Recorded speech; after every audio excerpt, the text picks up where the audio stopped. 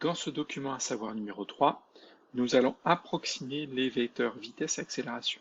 Cette approximation, c'est-à-dire cette simplification un petit peu de la formule, des formules vont nous permettre en fait de tracer les vecteurs vitesse et accélération. Donc, pour calculer les vecteurs vitesse-accélération, A et V, avec une flèche, il faut utiliser la dérivée par rapport au temps. Donc, on sait que le vecteur vitesse est la dérivée du vecteur position par rapport au temps, et que le vecteur accélération, c'est la dérivée du vecteur vitesse par rapport au temps. La définition mathématique de la dérivée est la suivante. Donc, f' de x, c'est égal à la limite quand h tend vers 0 de f de a plus h moins f de a sur h. Donc ça, il faut réussir à comprendre un tout petit peu ça pour pouvoir comprendre comment nous, on va travailler. Donc je vais être obligé de faire un petit peu de maths en tant que prof de physique et donc le vocabulaire ne sera pas adapté, mais j'espère que ça va vous permettre de comprendre. Alors déjà, pour quelle raison vous faites des calculs de dérivée? Vous faites une dérivée en mathématiques pour finalement étudier les variations de la fonction, faire un tableau de variation. Le tableau de variation, c'est quoi? C'est savoir si la fonction va être croissante, décroissante, etc. Donc c'est savoir comment la fonction varie. Eh bien, ça va être exactement ce que l'on va essayer de faire.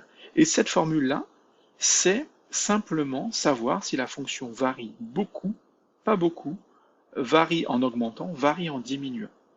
Donc on va tout de suite presque éliminer cette limite. Ça veut dire quoi? La limite quand h tend vers 0, ça veut dire que h doit être très petit. Donc c'est faire ce calcul quand h est très petit. Par exemple 0,001. Voilà, si h vaut ça, je peux faire ce calcul. Donc j'oublie ce terme de limite. Je vais maintenant regarder ici. Donc c'est f normalement de x moins f de x sur h. Et là, c'est h, ça vaut ici x. Hein, c'est le facteur x jusqu'il apparaît ici. Donc là, c'est f de x plus h, plus quelque chose de très très très petit. Donc c'est x plus une toute petite valeur, moins f de x sur cette toute petite valeur qu'on a ajoutée à x. Donc ça veut dire quoi ça? Eh bien, si on regarde un peu une courbe, c'est en fait faire l'étude de la fonction. Si j'ai f de x, je vais prendre f de x égale 5. Donc en fait f de 5. f de 5 vaut 0. D'accord, on va lire ici, c'est la valeur 0, il n'y a pas de souci. f de 5 vaut 0. Faire f de 5 plus h, c'est quoi? C'est ajouter à 5 une toute petite valeur, par exemple, alors là, voilà, et regarder ce qui est devenu f de x. f de x va être lu ici, ça va être par exemple 0,2, je m'en moque. Donc j'ai ajouté une toute petite valeur, donc ça, cette toute petite valeur, c'est h qui est tout petit. Et je regarde comment va varier f de x. Donc là, on va dire 0,2. Donc je vais avoir finalement, f de 5 plus h moins f de 5, qui vaut 0,2 moins 0, ça fait 0,2. Je vois que la fonction f a augmenté de 0,2 quand x a augmenté de h, c'est-à-dire quand x a augmenté un tout petit peu. Eh bien, je vais en déduire que f, donc f' est positif, c'est ce que vous dites en mathématiques, donc la fonction est croissante. Et si f avait augmenté de 2 au lieu de 0,2, ça veut dire qu'elle aurait été extrêmement croissante, que pour un tout petit écart de x, eh bien, la fonction aurait augmenté beaucoup plus, 10 fois plus. Et on peut avoir, donc c'est en fait étudier les variations de la fonction. Comment la fonction va varier si x change, si x augmente. Voilà ce que c'est. Donc c'est une variation, c'est ce terme de variation, et ce terme de variation est représenté par quelle opération mathématique? Une soustraction. C'est en fait, pour savoir comment ça a évolué, pour savoir comment ça a augmenté ou diminué, eh bien, je prends la valeur après moins la valeur avant, et je regarde. Et je divise par h, pourquoi? Par ce petit écart, parce que je veux comparer à un écart constant, on dira. Donc, ben, je vais appliquer ça, finalement, à la physique. Pourquoi? Parce que la vitesse, le vecteur vitesse, est égal à la variation, donc je ne vais plus dire dérivée, Je vais dire c'est la variation du vecteur position par rapport au temps, quand le temps varie un tout petit peu.